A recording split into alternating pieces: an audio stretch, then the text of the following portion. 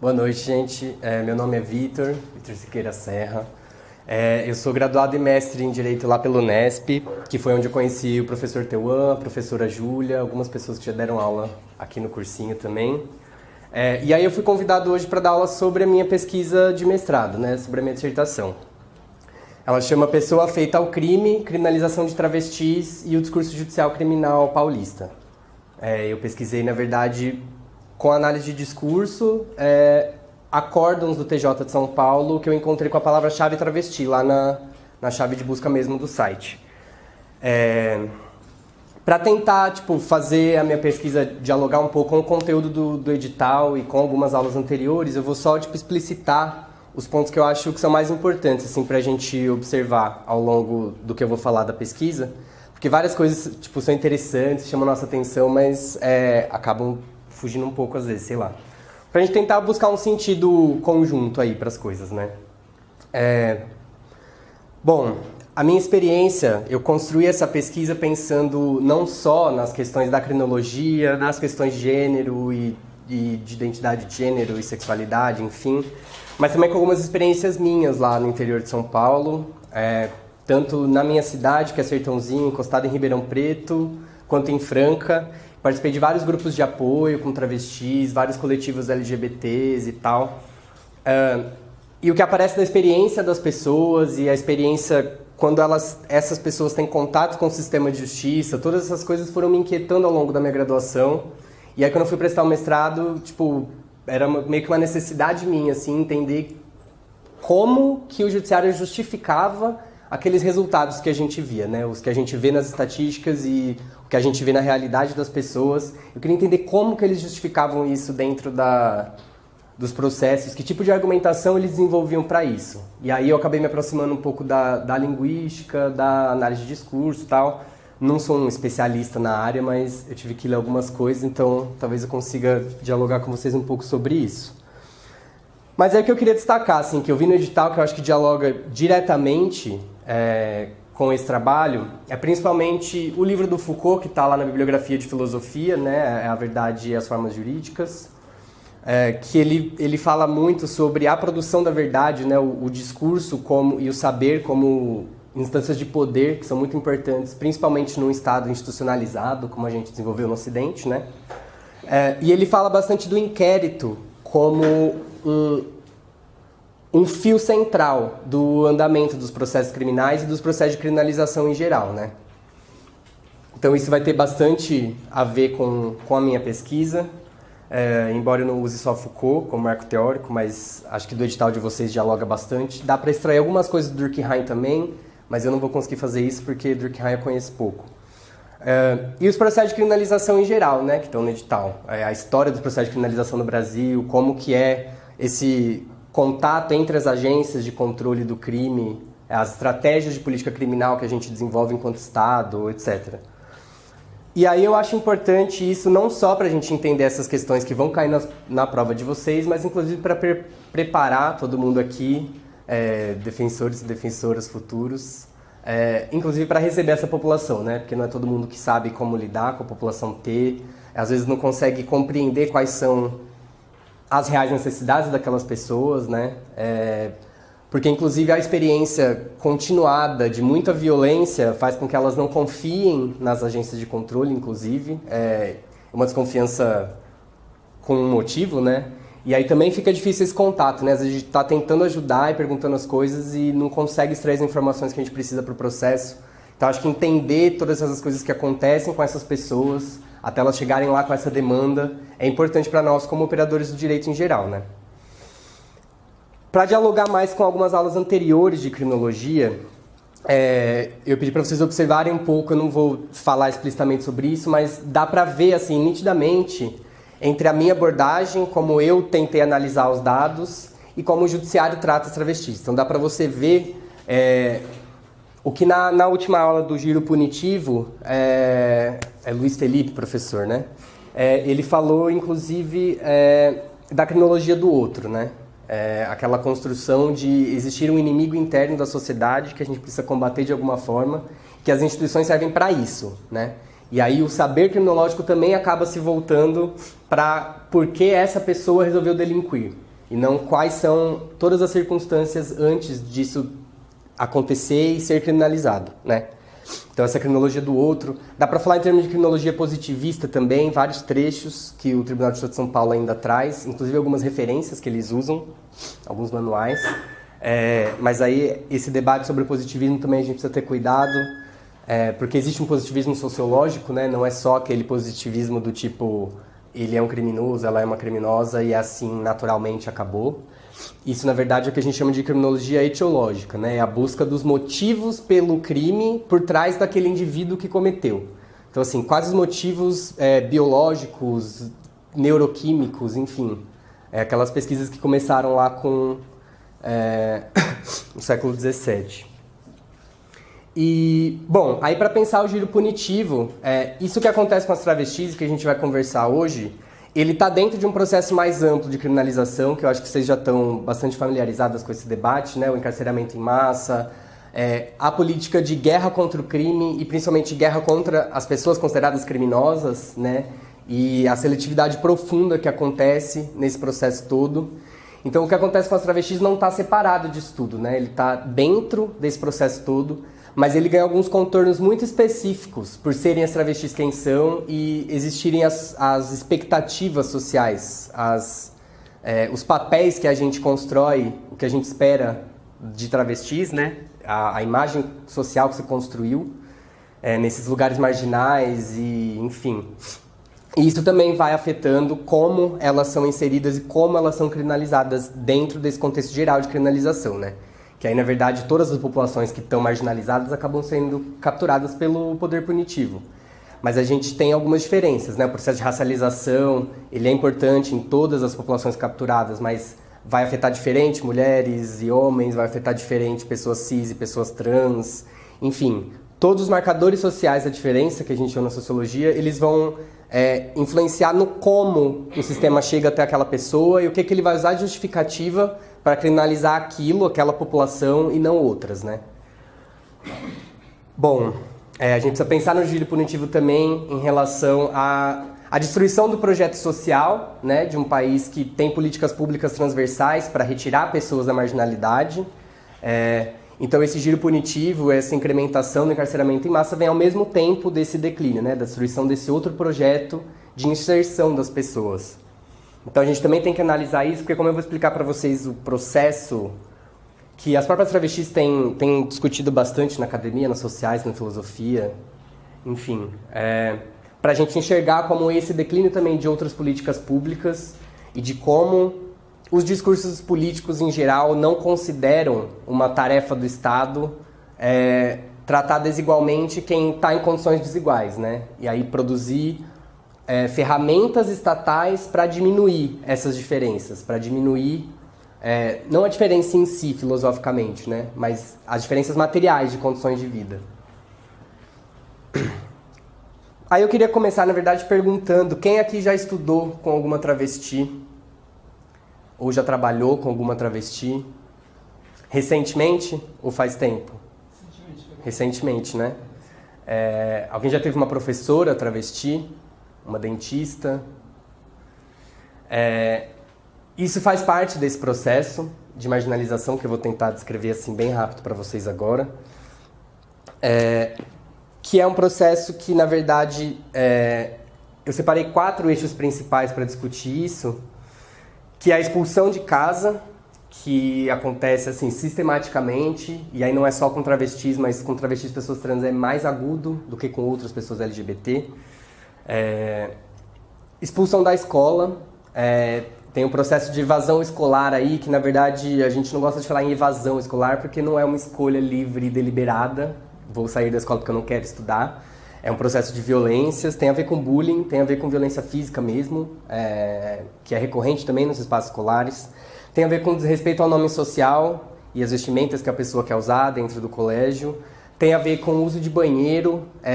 Tem uma pesquisa, eu não lembro se é da Unifesp ou da USP, que fala que as pessoas trans, especialmente mulheres e travestis, mulheres trans e travestis, elas têm acho que é 4 vezes mais chance de ter incontinência urinária. Tipo, é uma frequência muito maior. Então elas não podem usar banheiro, né, em espaços públicos. elas correm o risco de ser expulsas do banheiro o tempo todo. Então, tem toda uma questão aí de longo prazo, de como você se envolve com o seu corpo, que vai desenvolvendo várias questões de saúde, né?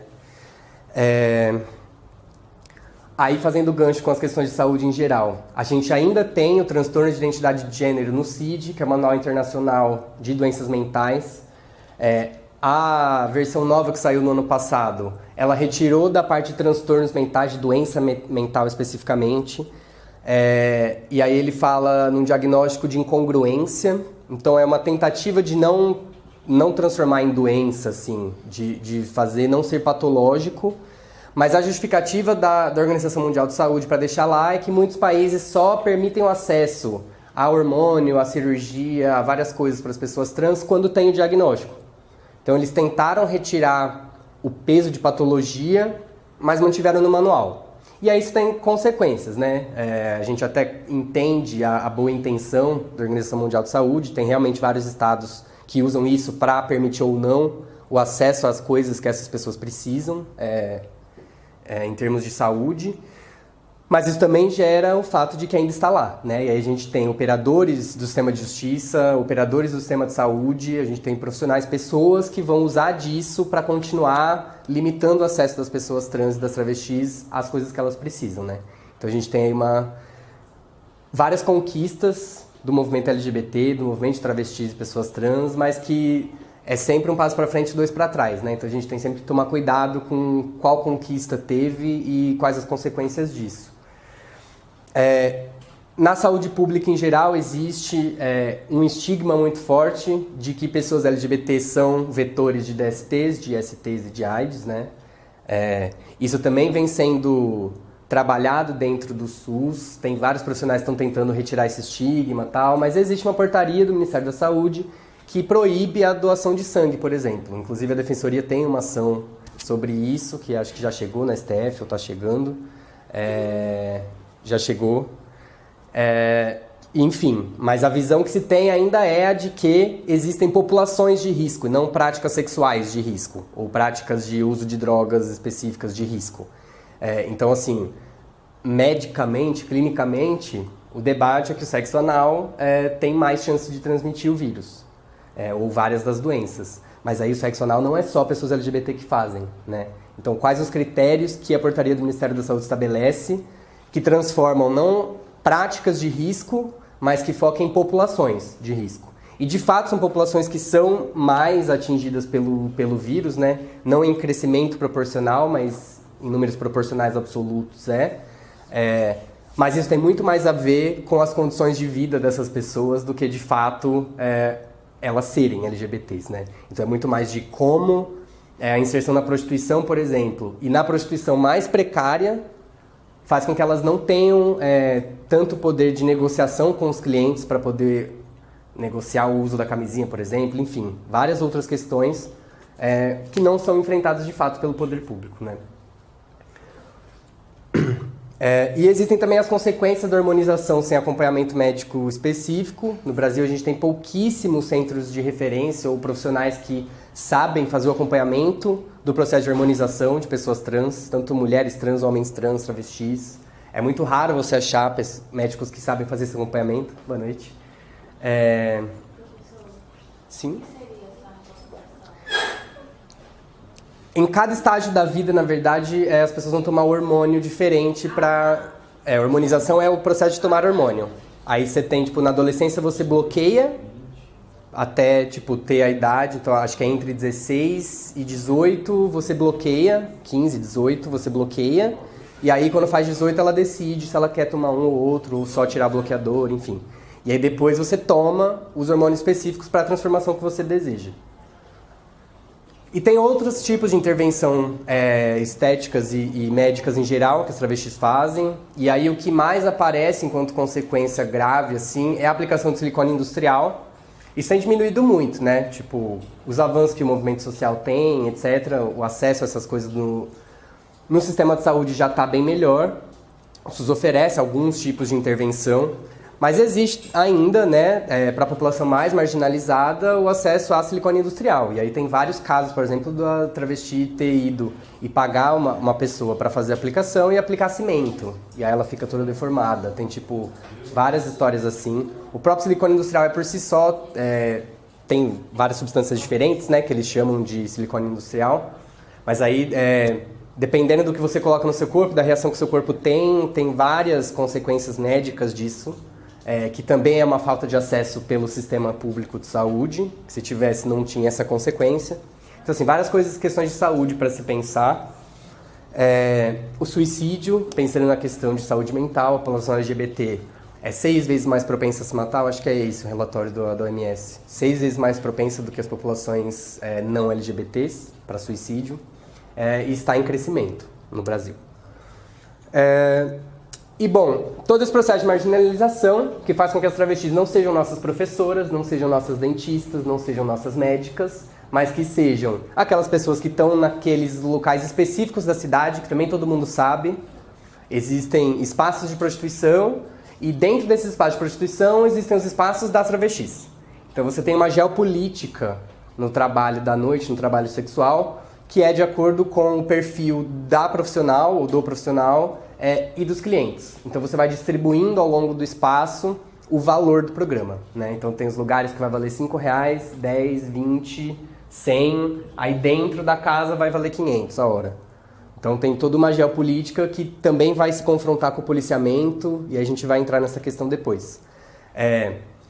Mas elas ficam nesses espaços por conta de processos sociais que as empurram para lá, e aí dessa marginalização decorre um processo de vitimização, que é como a gente vai discutir mais pra frente. As travestis não são vítimas de nada em todos os acórdãos que apareceram na minha pesquisa. Foi uma busca livre, então apareceu todo tipo de crime, travesti em todos os lugares, autora, enfim, vítima, testemunha, só falaram de alguma travesti no meio, não era nada. Várias coisas diferentes, elas não são vítimas em nada a não ser homicídio.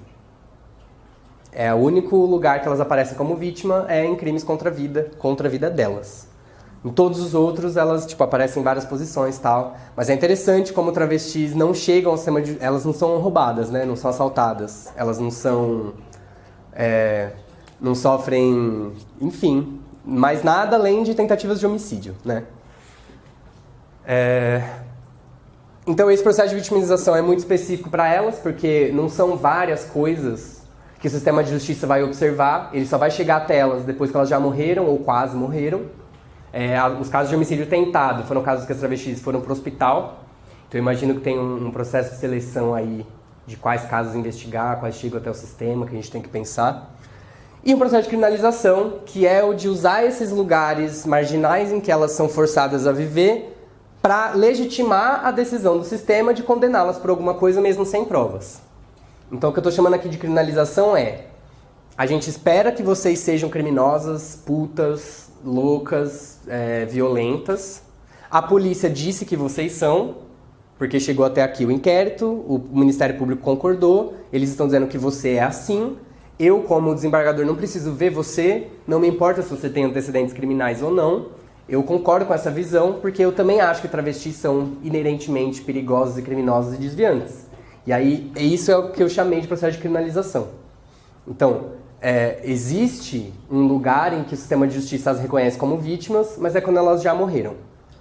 Todas as outras circunstâncias, elas são o perigo, algo a ser controlado. E aí a gente entra na questão das estratégias estatais de controle do crime.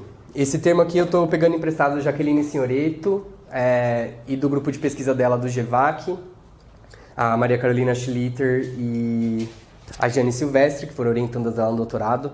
Elas têm um artigo que fala bastante sobre isso.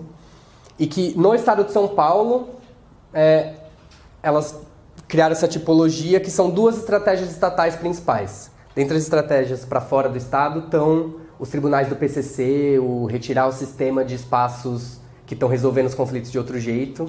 Mas isso não apareceu na minha pesquisa, então vamos falar dos estatais. É o combate militarizado, todo mundo conhece, protagonizado pela PM, principalmente pela Rota. Que é o enfrentamento violento, é o policiamento ostensivo em áreas específicas e a reação a partir do perigo oferecido pela pessoa. que depende do perfil da pessoa, para o policial reagir atirando ou não. Tem todo um debate que elas fazem sobre o tirocínio, não só elas, né? Todo mundo que pesquisa segurança pública, tem toda uma questão sobre onde está esse espaço de deliberação dele até ele chegar nesse momento de tomar a decisão de atirar, porque ele atira em algumas pessoas e outras não, e como que isso é legitimado depois no sistema, e enfim, várias coisas. O combate militarizado não apareceu na minha pesquisa em relação às travestis. Não apareceu nenhum caso em que elas tivessem sido mortas pela polícia. Aparecem várias denúncias de tortura, aparecem várias denúncias de extorsão por parte de policiais enquanto elas estão trabalhando como prostitutas, mas nada disso foi investigado. Elas sendo mortas pela polícia não apareceu nenhuma vez na pesquisa. Mas aí também eu não tenho como saber se é por alguma deturpação ali nos primeiros momentos do processo, porque eu só pego o acórdão, né, para ler, ou se de fato isso nem chega, ou não sei, enfim.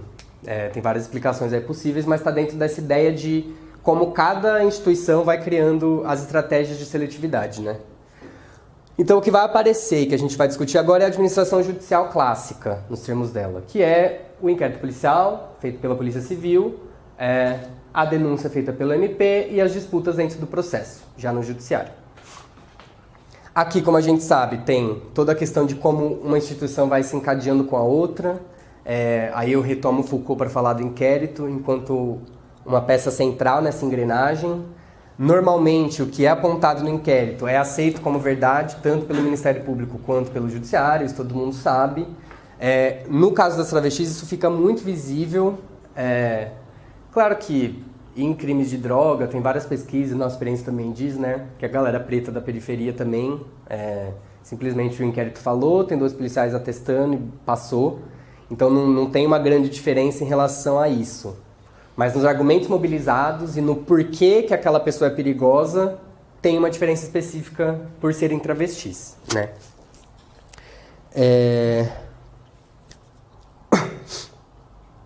Bom, eu ia mostrar um vídeo aqui, mas não tem som, né? Ou tem? Dá para ouvir? Polícia Militar traz um caso de danos aqui para a 2ª Delegacia de Polícia. Situação bem complicada. Aqui está detido a Vanessa, né? Essa moça que prefere ser chamada de moça homossexual. Ô Vanessa, como é que é a história aí? Você meteu no tamanco no tanque da moto dele? Como é que foi isso? Como é que começou isso aí? Tá, eu tava debaixo da diabo, ele passou por mim e falou o seguinte: quando você falou no programa, eu falei assim, eu cobro R$20. Você é homossexual? Eu falei sim. Você tem um grande? Eu falei sim. Aí ele falou assim, ele mostra o pra mim. Eu peguei e mostrei o pra ele, falei assim, mas só que R$20 eu não quero. R$20 eu cobrei e fazer um programa com ele pra eu fazer um catch nele, né? Você vai se catch? O que é isso? Uma chupetinha nele. Uma chupetinha? Isso. Aí ele falou assim, não, eu estou 40 pra você, mas você chegou, você na minha boca? Eu falei sim. Sexo oral. Isso. Aí ele me deu R$20, que tá aqui. O 20 não só não aí. Abre o dinheiro aí, mostra o dinheiro, Ele me deu R$20, falou assim, eu falei, eu dou todos os 20, depois eu dou todos os 20. Aí terminamos o programa, ele fez em mim. E você? Nossa Senhora. Espetinha, tá? Aí você já deu todos os 20, falou assim, eu não vou te dar. Eu falei assim, vai me dar sim. Você vai me dar o dinheiro. Você rodou a baiana. E ele louco. Nossa Senhora. Eu salto alto e fez na franga, então. arrebentei a moto dele. Tá entendendo? Porque ele falou assim, eu não tenho R$20 pra achar. Falei, você vai me dar meus R$20. Agora, ele falou que eu roubei ele. Se eu tivesse roubado, eu tinha pegado a carteira dele, tinha pegado todo o dinheiro. Aí eu falei, eu chamo a polícia e fiquei horas esperando a polícia, tá entendendo? E aí?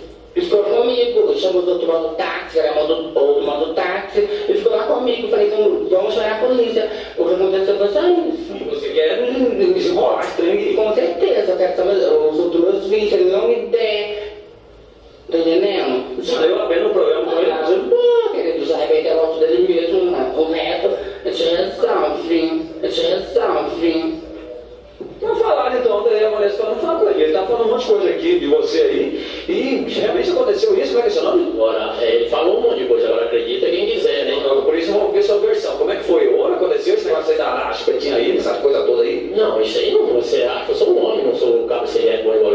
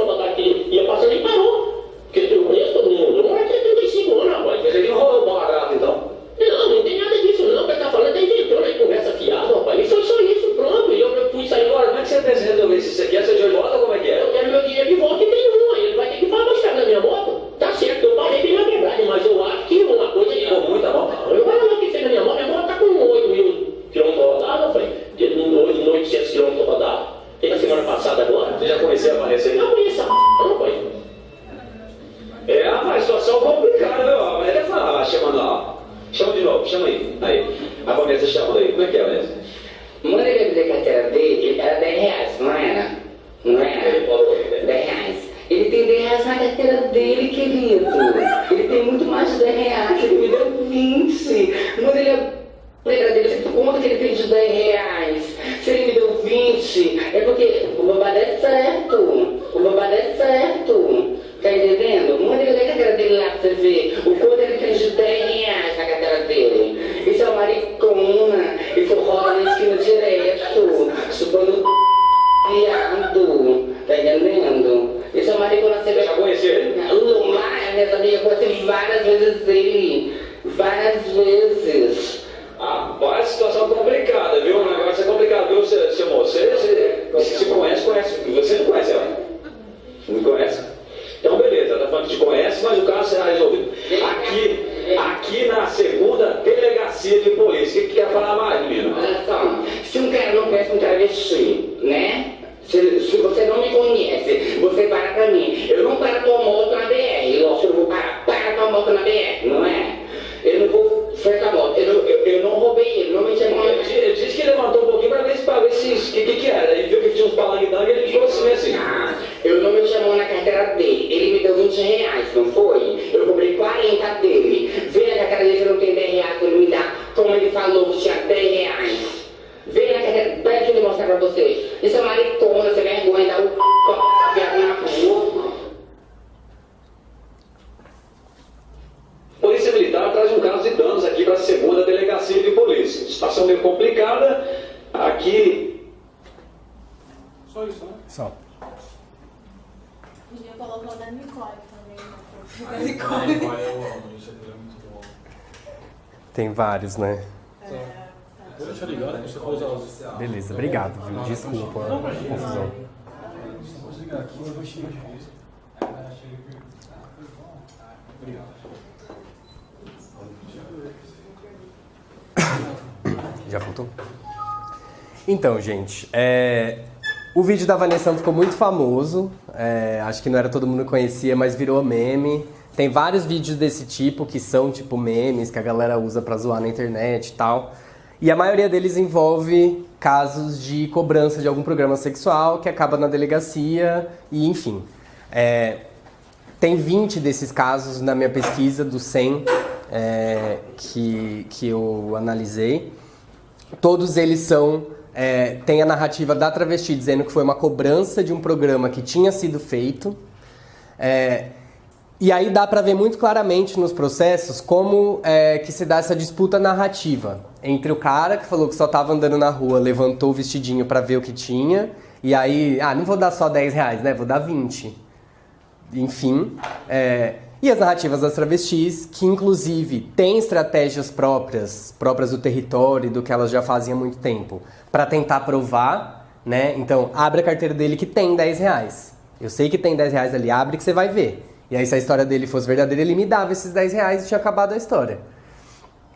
Mas nem sempre o que elas alegam é verificado. E aí tem aquele ônus da prova, a inversão do ônus da prova bizarro que o sistema penal faz, que não. O Ministério Público aceitou a acusação, a polícia falou que foi isso, então ele que tem que provar que não foi. Porque agora eu já tenho um conjunto probatório firme dizendo que não. Então esse lugar do judiciário de não é verificar todas as narrativas e que tipo de provas eu posso mandar produzir que a polícia não produziu ainda, para eu poder chegar à verdade real, à verdade processual, a qualquer verdade que aquele juiz ideologicamente quiser chegar. Ele dispõe dessas ferramentas e não usa elas. E isso tem muito a ver com isso que a gente estava falando das estratégias de controle do crime, e que está dentro dessa ideologia do... Isso daqui é uma citação direta que eu fiz. O Tribunal de Justiça se chama, isso várias vezes, em vários julgados, de agentes do combate ao crime, juntando as polícias, o Ministério Público e o Judiciário. Então, eles não são agentes de fiscalização da lei. Eles não são agentes... Não existe um controle judicial das ações policiais. Não existe um espaço para o Judiciário e para o Ministério Público falarem que a polícia está errada. Eles estão todos do mesmo lado. É o nosso time dos combatentes do crime e a pessoa que está sendo processada. Se não for um empresário, é um criminoso, perigoso. Se for uma travesti, então, só vou prender, porque nem importa o que ela está falando. E aí, esse tipo de defesa, por exemplo, a dela, ele tinha 10 reais na carteira, vê lá. Não é você que tem que provar que ele tem 10 reais. É tipo, chega quase beira esse nível, assim. Eu até vou chegar, na segunda parte da prova, eu vou da aula, eu vou falar especificamente dos tipos de crime que apareceram mais. Mas essa disputa narrativa, ela se dá nesse sentido. E aí, quando eu decidi usar análise de discurso, foi exatamente para entender que para análise de discurso tem 3 coisas principais a se definir. O que é o discurso? Então, no caso dos acórdãos do TJ, nós estamos falando de desembargadores, que são pessoas que vivem uma realidade bastante diferente da realidade que eles estão julgando, né? Então eu vou mostrar para vocês, se der tempo no final da aula, tem um acordo que o desembargador justifica assim: à luz da experiência comum, não faz sentido o que ela alegou. Que experiência comum? Que experiência comum que esses desembargadores têm, que os juízes, mesmo de primeira instância, têm, que se aproxime minimamente do que estão vivendo essas pessoas? Que estão numa disputa ali por causa de uma moto, debaixo de uma árvore, entendeu? À noite. Então, qual que é essa experiência comum? Quem são os nós? Todas as denúncias de tortura, nenhuma foi investigada. Ou pelo menos não está mencionado no acórdão. Nenhuma das alegações de obtenção de prova falsa foi investigada. Isso também aparece recorrentemente. Tem um caso, se der tempo eu vou mostrar o acórdão também para vocês, que foi um flagrante forjado. Está explícito no inquérito, no BO, está explícito no jeito que o desembargador reconta a história.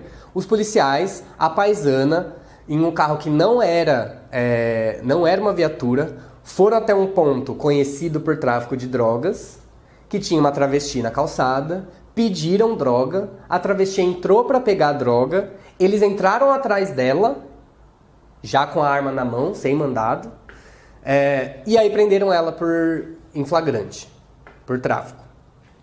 E aí, tipo assim, eles justificaram que não era um flagrante forjado, porque o jeito que as drogas estavam acomodadas dentro da casa já indicavam a prática delituosa.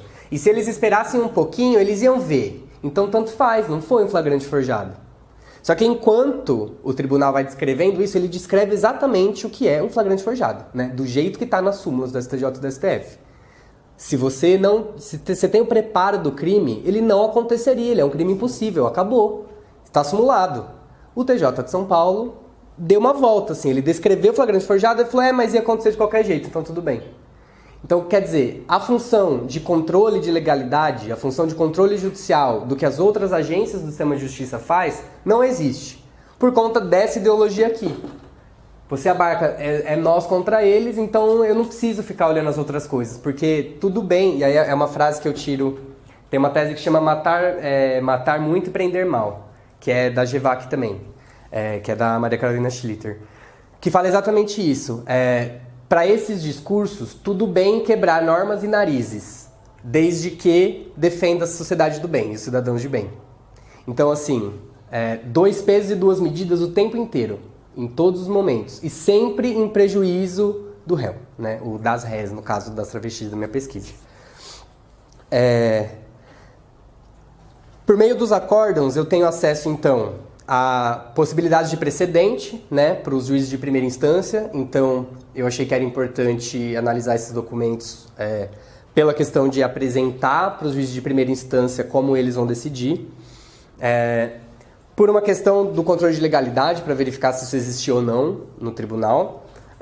E agora a gente tem a nossa novidade da condenação em segunda instância, já tem execução provisória. Então, na verdade, os casos que o tribunal está condenando já estão executando essas penas, né? Então, no caso das travestis, por exemplo, que dos 24 casos em que elas são autoras, 2 elas foram absolvidas, os outros todas elas foram presas, e tipo, nesse nível, assim, tem uma disputa ali, não sei quem roubou, na dúvida, eu vou prender ela. O homem branco de bem, cisgênero, hétero, que diz que é hétero, não vou prender ele, né? Não é ele o meu inimigo. O CEP, o endereço, o perfil de quem eu quero prender não é ele, né? E aí isso entra aqui nos enquadramentos jurídicos, que são exatamente esses rastros ideológicos. É como essa ideologia modifica o jeito que o sistema vai processar aquilo que aconteceu e como que vai produzir provas. Então, na relação processual, tem vários desse caso, que é quando a travesti vai cobrar um programa e ela é processada por roubo, que ela fala, tem outras testemunhas travestis. Tinha todas, o ponto estava cheio. E não chama. Eles arrolam, eu não sei se arrolaram testemunha, porque no acórdão não fala, mas não teve oitiva dessas testemunhas. Eles acreditam que a palavra delas não tem Exato, exato. E aí eu não preciso, eu como sistema de justiça, eu como tribunal, nem preciso ouvir essa galera. Eu sei que é mentira. Então quer dizer, para elas eu tenho uma bola de cristal. E aí no mesmo acórdão, eles falam, não, mas tudo bem se a narrativa dos policiais está diferente, extrajudicial e depois que estava correndo o processo. Porque passa muito tempo, eles esquecem detalhes, né? Então, assim, esses 2 pesos e 2 medidas chegam em níveis muito críticos, assim, porque quem tá do meu lado do time pode fazer qualquer coisa. Eu vou aceitar, eu enquanto tribunal vou aceitar qualquer coisa que você fizer, porque eu acho que você está certo em combater o crime, esse crime, e essas pessoas, né? Então, os enquadramentos jurídicos têm muito a ver com a narrativa que é escolhida como a vencedora. E aí, para análise de discurso, a gente tem o que é discurso. Então, nesses acórdãos, são todas essas coisas que a gente tem acesso. Quem fala e para quem fala, que a gente também já discutiu isso, desembargadores, são pessoas que hoje estão ganhando o que o IBGE chama de 10% da população mais rica do país. Então, assim, é uma realidade extremamente distante de quem cobra R$20 e tem que ir para a delegacia para pegar os R$20 do sexo oral que ela fez. E aí, independe de a gente achar se o trabalho sexual é um trabalho ou não, se é legítimo ou não, a questão não é mais essa. Teve uma prestação de serviço, você pode até pessoalmente achar que não, a gente pode até pensar como o sistema de justiça enquadra a prostituição e tal, mas assim, a defesa, por exemplo, alega exercício arbitrário das próprias razões, que aí tem uma pena muito menor, que pode começar o cumprimento em regime aberto, eles não aceitam essa tese, e vão com roubo qualificado, como eu vou explicar para vocês, às vezes nem encontra ninguém que agiu junto, mas tem a qualificadora de associação por crime.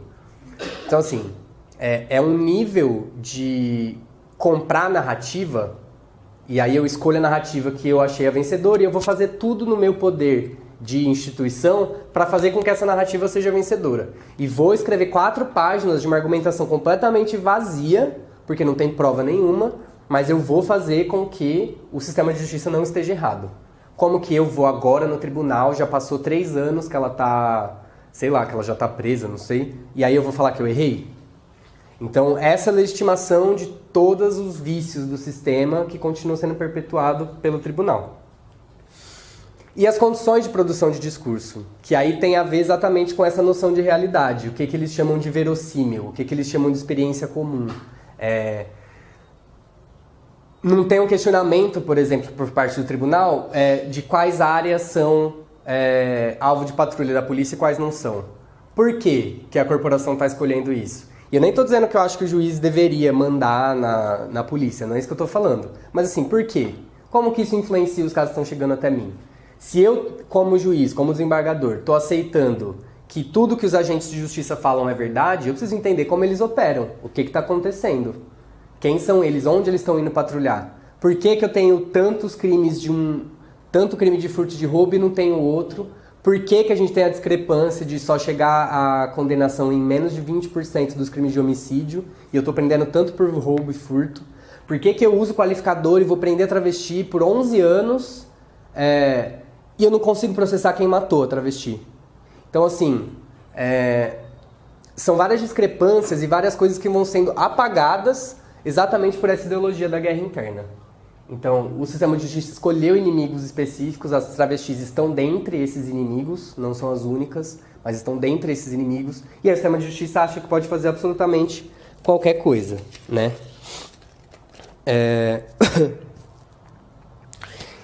E aí eu chamei aqui da janela do gabinete não se vê a rua, é o nome de um dos subtítulos dentro do meu texto, porque eu falo exatamente de onde o Tribunal de Justiça está aqui em São Paulo, está no meio da Praça Sé. Tem um monte de famílias inteiras e muitas pessoas morando ali na frente, morando na praça, pedindo dinheiro, pedindo comida. Tem vários programas, inclusive da prefeitura, em relação a essas pessoas. Então, já existe um reconhecimento estatal dessa situação. No último levantamento, que é de 2012, pelo menos o último que eu vi, tinha 30 mil pessoas em situação de rua em São Paulo. Então, considerando que a gente está passando por um processo aí de desemprego em massa, isso provavelmente aumentou muito. E tem 2 casos que as travestis eram moradoras de rua e que isso não foi considerado pelo tribunal. Então, assim, esses lugares de vulnerabilidade, as formas como as pessoas são jogadas para condições muito degradantes e condições nas quais não dá para sobreviver sem cometer crime, porque, assim, a gente não pode esperar, enquanto sociedade, enquanto sistema de justiça, que as pessoas vão morrer de fome.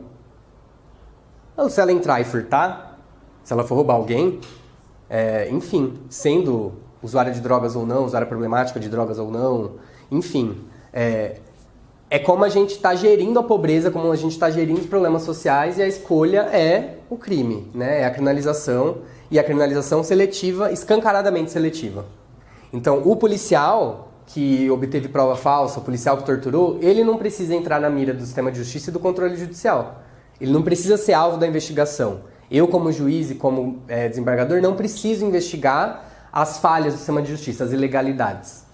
Eu vou só reforçar as narrativas do próprio sistema para criminalizar quem eu já espero que seja criminoso. Então eu vou só reforçar esse lugar de marginalidade. E isso também é uma escolha. E aí, para análise de discurso, a gente tem que observar resistências, né? Existem pessoas que votam contra. Dos 100 acordos que eu analisei, 3 tinham um voto vencido em anexo, 2 eram da Kenaric. E aí estão lá os votos vencidos, fizeram questão de colocar junto no acórdão, que eles não concordam com essa posição. A gente sabe também que o texto final do acórdão é o texto do relator, então tem vários debates lá nas sessões que eu não assisti, então pode ser que lá apareçam outras coisas. Mas assim, o texto formal, que é produzido pelo sistema, está posto dessa forma. Eu vou defender quem eu considerei do meu time a todo custo. E eu chamei de da janela do gabinete não se vê a rua porque é isso. O tribunal não consegue enxergar, quer dizer, ele enxerga os problemas que a polícia enfrenta, que o Ministério Público enfrenta. Porque em alguns votos eles até mencionam a sobrecarga de trabalho, mencionam as condições de trabalho, não dá para produzir todas as provas que precisava, Para o sistema de justiça isso legitima a falha e continua legitimando a narrativa.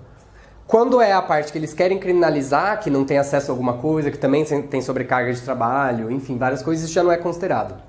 Então, da janela do gabinete não se vê a rua, porque eles olham para si mesmos, né? Eles saem do carro blindado e com ar-condicionado, entram no tribunal com ar-condicionado, passam por aquelas pessoas que estão morando na rua e não refletem sobre isso. E também não acho que o tribunal tenha uma responsabilidade direta de retirar aquelas pessoas da pobreza, mas eles têm um papel político enquanto controle judicial, e esse papel eles não estão cumprindo bem, ou estão cumprindo bem para essa ideologia, né? Eles estão cumprindo bem para continuar estigmatizando pessoas e criminalizando pessoas. Vocês querem fazer um intervalo agora? A gente pode parar e a gente volta para outra parte.